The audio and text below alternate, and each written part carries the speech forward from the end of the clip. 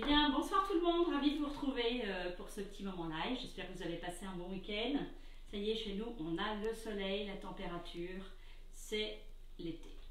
Alors, qu'est-ce que j'ai prévu? Vous avez vu en photo, j'ai récupéré d'une amie que je dois faire, donc c'est 2 cubes.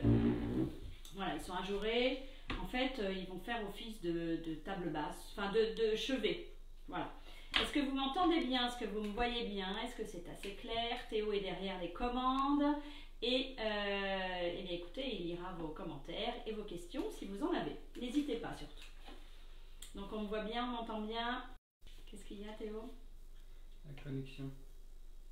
C'est parti. Ça y est, c'est parti? Ouais. Voilà, ok. Donc ces 2 petits cubes de chevet, voilà, ça va être très sympathique. Et puis ce soir, on va leur mettre des teintes. Alors, j'ai la coton. Ça y est, je sais ce que j'ai oublié. Oublié quelque chose. C'est la course. Je vais du garage à la maison, de la maison au garage. Théo, est-ce que tu peux trouver une petite bouteille comme ça dans le garage qui est noire, s'il te plaît? Dans le garage? Oui, merci. Alors, donc, vous voyez par contre, je ne sais pas où mon ami les avait récupérés. Mais ils sont un petit peu alors tachés, parce que je pense qu'il y a eu soit des petits pots de fleurs, ou soit plutôt des petites tasses, et puis il y a eu un débordement. Donc voilà, j'ai des petites auréoles qui font que l'eau avec le bois, bien, ça a créé une auréole, l'eau a dû stagner, et puis ça a taché en fait. Donc, je ne sais pas si vous voyez bien, mais avec les Léoclin, vous savez, les Léoclin, c'est le nettoyeur, décireur, dégraisseur, notre super produit magique d'enfer. Et du coup, je l'ai appliqué, j'ai laissé imprégner 5-6 minutes, et puis j'ai rincé, et on arrive à avoir cette petite parcelle là qui est vraiment, merci, qui est vraiment nettoyée. Vous voyez la différence? Il faut que je le rapproche. Bon, c'est vraiment, là on voit vraiment pour le coup. Donc en fait il était un petit peu encrassé. Voilà. Donc je vais trouver un endroit. Bon, on va refaire le dessus, vous allez voir. Donc je prends mon Éléocline. Voilà mon petit bidon. Je peux vous dire qu'avec ça, enfin, moi je fais 2 cuisines. Bon, 2-3 cuisines. Mais... Alors j'en mets. Hop, sur le dessus de mon éponge. Je vais en mettre un petit peu, hein. On est sur du bois brut et pas non plus hyper encrassé, mais bon. Voilà, je vais laisser imprégner et on va le faire ensemble tout à l'heure. Voilà. Alors, ça c'était un petit dessous de plat que j'avais fait. C'est un petit morceau de bois, hein. On a mis 2 tasseaux derrière. Et puis, je lui ai mis la teinte ébène. Voilà, ça c'est la noire. En fait, il y en a 3. On a une teinte coton, vraiment blanche pour blanchir. Cette teinte grisée qui fait penser au bois flotté, c'est pour ça qu'elle s'appelle le bois flotté. Et on a vraiment cette teinte ébène qui est vraiment marquée très noire en fait. Voilà. Donc, ça se fait sur un bois brut qui a été évidemment au préalable nettoyé. Et puis, on vient le mettre. Alors, sachez que ça prend de suite, je veux dire vraiment, ça rentre dans le bois, ça rentre dans le veinage, d'autant plus que vous l'aurez nettoyé déjà votre bois. Donc vraiment ça s'imprègne direct. Ce soir, je vais faire un mélange. Voilà,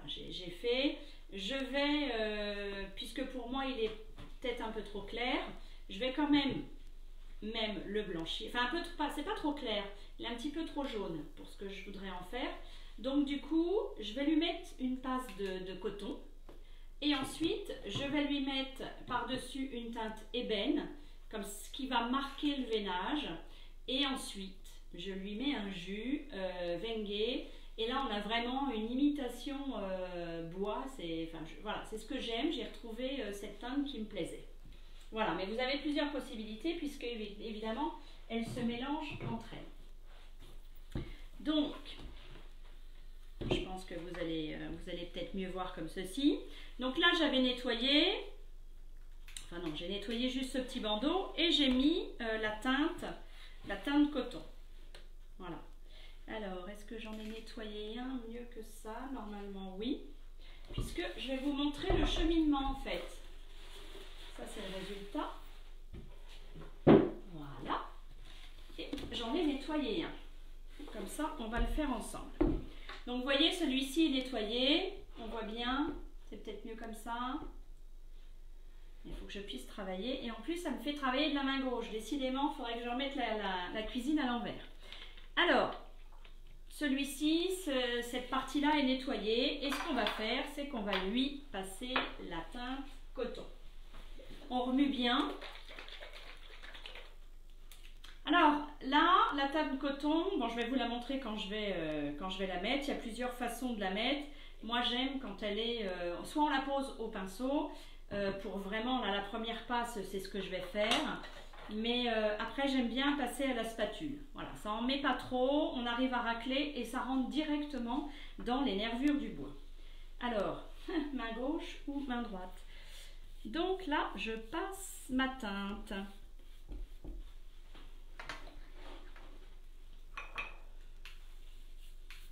Bon, allez, on va le faire de la main gauche, c'est pas grave.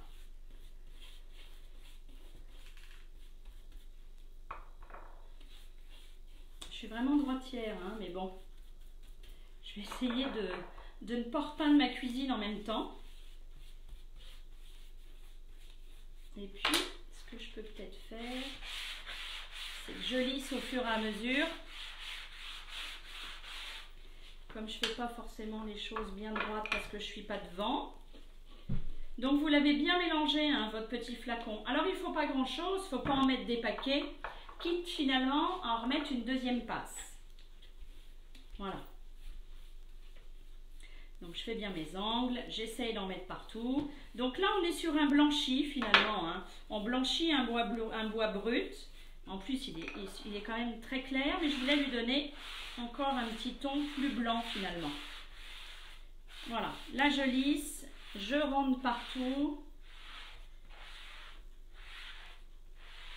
Vous allez voir que ça tient vraiment énormément. Ça va sécher assez rapidement. Je vais le mettre de côté, puis je vais reprendre celui que j'ai déjà fait. Hop, pour vous montrer ce que ça peut donner avec par-dessus. Donc celui-ci, donc ça c'est la teinte que j'ai mis coton. Vous voyez, elle a séché, ça y est, elle est prête. Elle est prête pour ce que je vais lui faire, c'est-à-dire un petit mélange. Alors, je vais prendre la teinte du coup ébène. Elle est vraiment très noire, hein. Il faut, en fait, avant de vraiment vous attaquer à une table que vous auriez regommée, que vous auriez décapée, enfin vraiment mis sur le bois brut. Quand c'est une petite surface, on ne se trompe pas trop. Là, je vous préconise vraiment,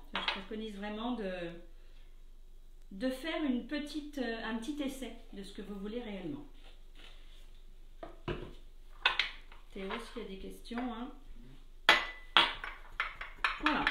Donc j'en prends un tout petit peu au bout de mon pinceau et je viens en étaler.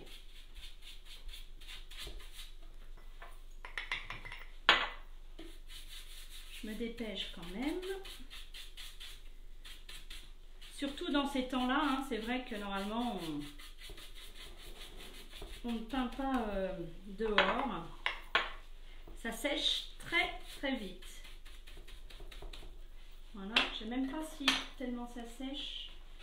Voilà, alors après, je viens vraiment écraser. Je crois bien que c'était... En fait, je vais l'aider vraiment. Alors, j'enlève le surplus. Et vraiment, je vais aider la teinte à rentrer et à ressouligner tout le veinage. Voilà, je ne sais pas si vous voyez la différence. Bon, ça, je l'enlèverai après. Mais vraiment, je suis allée... donc, j'ai déposé mon produit. Il a séché très vite parce que j'en ai peut-être pas mis assez. Puis, j'ai la position. Mais ma spatule a fait que j'ai tout lissé. J'ai fait vraiment rentrer dans le veinage du bois. Parce qu'évidemment, tout est ouvert. Hein, puisqu'il n'a aucun traitement. Je l'ai bien nettoyé. Et voilà, je suis venue vraiment mettre la teinte ébène sur le veinage. On va pas s'arrêter là, c'est parce que l'effet final que je vais que j'ai souhaité pour ça. On va laisser sécher je vais reprendre... Ah, c'est de la manipulation, hein. Je vais reprendre mon petit côté que j'ai nettoyé. Il est là. Hop là, donc là c'est nettoyé et du coup mon Eleoclean, je vois un petit peu qu'il a déjà agi. Et je vais nettoyer. Vous voyez, j'avais mis de l'Eleoclean là. Donc j'avance un petit peu plus. Et là, je vais venir frotter.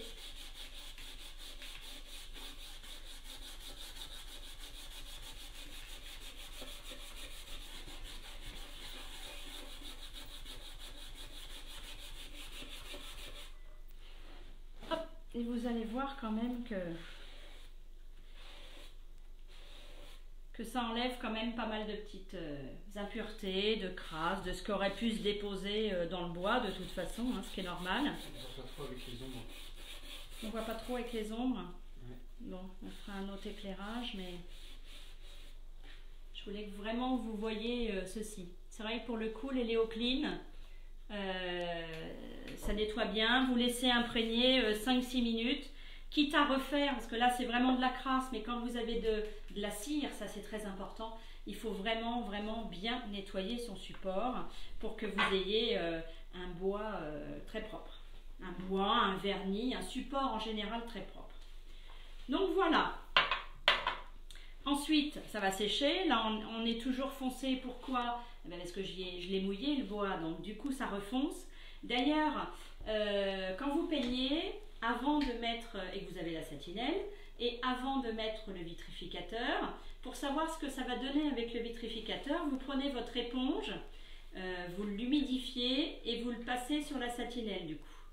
Ça va vous donner un peu ce côté mouillé, un peu qui va rappeler finalement la couleur finale que vous aurez avec le vitrificateur. J'espère que je me suis fait comprendre. Donc voilà, donc il va revenir un petit peu comme ça, et puis là direct, je passerai ma teinte coton. Voilà. Et puis, qu'est-ce que je voulais vous montrer? En attendant que ça sèche, je vais laisser un petit peu ma teinte coton et ma teinte ébène sécher un petit peu, et on va passer aux espadrilles. Alors je vous ai montré, hein, j'ai mes petites espadrilles. Bon, qui sont toutes noires, voilà, et puis j'ai envie de les customiser un tout petit peu. Donc ce que je vais faire, alors je vais encore dire c'est pas compliqué, et il y a quelqu'un qui va se reconnaître, c'est qu'on a commencé les ateliers donc hier, et puis la personne me dit, ma cliente me dit, tu dis toujours c'est pas compliqué. Ah oui, pas compliqué, mais évidemment pour moi c'est pas compliqué, comme évidemment que pour mon amie tapissière faire un fauteuil c'est pas compliqué, et comme voilà, donc, quand on sait quand on sait faire et qu'on le fait depuis longtemps, eh bien effectivement rien n'est compliqué. Maintenant je pense que c'est le mot compliqué, c'est pas compliqué, c'est qu'il faut un peu de patience, il faut savoir se tromper, il faut savoir essayer, il faut voilà, donc en soi ce n'est pas compliqué. On a parlé surtout du transfert, voilà. Parce que le transfert, et même à moi ça peut encore m'arriver, soit j'ai pas mis la bonne dose, ou soit, mais c'est des petits trucs de rien, je veux dire, c'est pas grave, on remet un petit point de colle, si j'ai été trop vite, parce que des fois je veux absolument, et on est toutes pareilles plus ou moins, c'est de vouloir que ce soit terminé avant d'avoir commencé. Ça je sais qu'on est toutes un peu dans le même cas, mais voilà, c'est pas compliqué, il faut prendre son temps, s'appliquer et on arrive à avoir un beau résultat. Bon, cette espadrille, donc du tissu, je ne vais pas la mettre au lavage, je vais prendre un petit pochoir pois, tout simplement, avec ma brosse, mon carrelage. Pourquoi? Parce que je vais prendre mon petit bâton à l'huile et du coup, en séchant, il se forme une petite pellicule dessus, vous voyez. Et du coup, il faut que je vienne écraser, elle va s'enlever. Et je vais pouvoir avoir mon huile, voilà, qui va être là. Alors, je positionne mon pochoir. On me voit bien, Théo? Oui.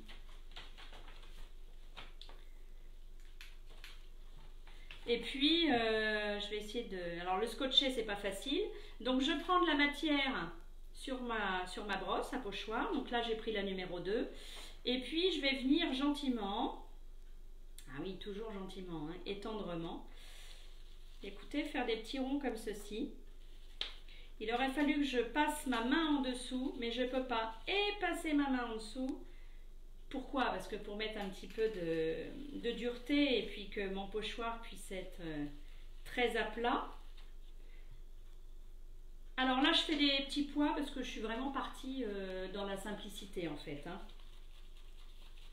Vous voyez, je remplis mes petits ronds, mes petits trous. Je prends du produit, vraiment pas beaucoup. Et puis, je viens faire des petits ronds comme ça. Voilà.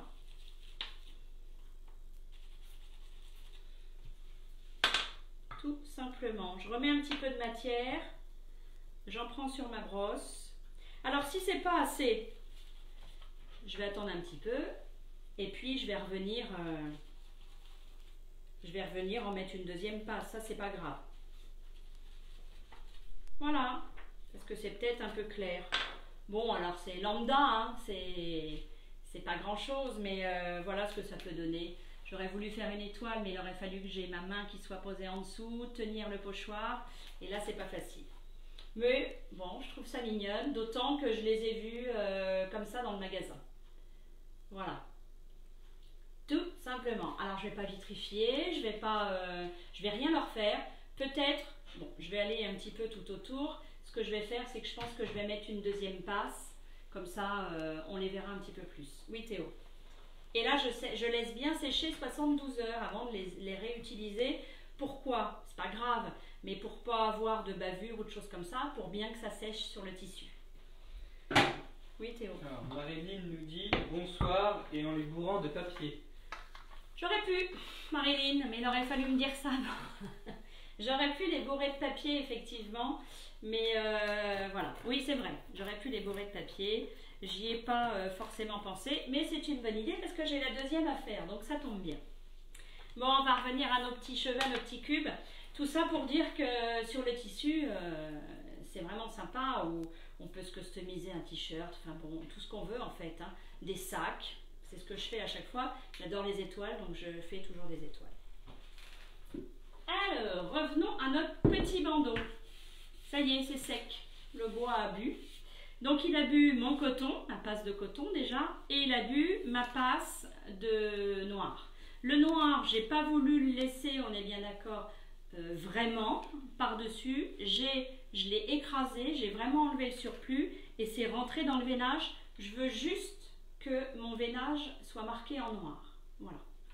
Et puis maintenant, ce que je vais faire, je dirais un petit peu, enfin il y en a, j'en entends déjà qui me disent, comme à ton habitude, j'ai envie de faire un petit jus Wenge. Voilà. Donc j'ai ma petite éponge et je vais prendre ça. Alors, je vais mettre mon jus.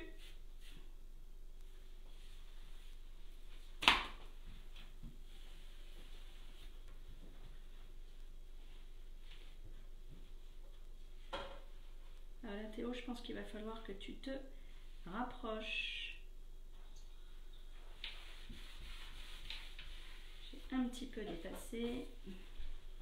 Bon, ne regardez pas le côté, hein, évidemment, il faut regarder ce petit bandeau-là. Alors, avec la lumière, là on est vraiment, enfin pour moi, pour le coup, évidemment je vais le laisser imprégner. Je vais peut-être en remettre une deuxième passe, ensuite je peux lustrer, mais déjà comme ça, je trouve que c'est assez sympa. J'ai vraiment l'impression d'avoir ce bois un peu brut, alors qu'on est parti quand même du jaune. Hein, vous avez vu, enfin jaune, voilà, c'est un bois qui est un petit peu jauni. Et puis une passe de blanc, une passe de noir pour marquer vraiment le veinage. Et ensuite ce marron. Donc j'ai vraiment l'impression, et là je vais vous le montrer parce qu'il est presque terminé, qu'on est vraiment sur un beau bois un peu naturel, noirci. Je le trouve assez moderne. Voilà, je trouve assez moderne. Et puis, normalement, je devais partir sur des bayadères. Or, après ça, je vois que mon veinage, il est un petit peu dans tous les sens. Et si je lui incorpore des bandes droites, mon œil, qui est un peu critique quand même, il va partir dans tous les sens et ça va me gêner. Donc du coup, je vais repenser à un autre décor, mais ça, je m'inquiète pas, on va trouver. Voilà, ce que je voulais vous montrer, c'est que finalement, avec les teintes bois flotté, on peut s'amuser. Surtout, avant de commencer, faites un essai sur un bout de bois lambda ou qui ressemble à votre meuble, à votre support, pour voir vraiment ce que ça donne. Parce que une fois que c'est appliqué, ça rentre vraiment. Et après, c'est pas que c'est difficile à enlever, non, mais bon, voilà, il faudrait déjà que vous sachiez le mélange que vous allez faire, ce que vous avez envie, et puis de faire un essai et manipuler avant les teintes, avant de les utiliser. Voilà, c'est tout ce que je vous conseille.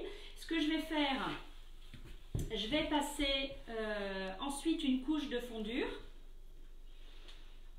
Je vais passer, il y a Théo qui me fait des signes plus bas en haut à droite. Je vais passer une couche de fondure. Pourquoi dessus? Eh bien, parce que là c'est toujours brut, même s'il y a les teintes. Le fondure, ça va vraiment combler toutes les aspérités du bois et puis durcir. Donc voilà, s'il y a un choc, parce que c'est vraiment, là je peux vous dire que si je mets un coup d'ongle, et il y a beaucoup de meubles comme ça, il y en a beaucoup en pin et des choses comme ça, ou si on met un coup d'ongle, c'est vraiment très tendre. Donc du coup, pour ne pas l'abîmer, je vais mettre en fondure et par-dessus, je mettrai un vitrificateur, ce qui va rendre imperméable. Voilà, mon petit chevet. Et si on a envie de poser, se boire un petit café au lit et le mettre là, aucun souci. Donc on va avancer, je vais avancer tranquillement cette semaine et puis je vais vous montrer ça. On est mardi, on va se revoir jeudi. Voilà. Et écoutez, je vous souhaite une bonne soirée, n'hésitez pas si vous avez des questions après coup. Et voilà, je me ferai un plaisir d'y répondre. Je vous remercie, merci de partager mon live avec plaisir et mon YouTube, même si j'ai un petit peu de retard. Voilà, je vous remercie, je vous souhaite une bonne soirée, je vous dis à jeudi. Au revoir.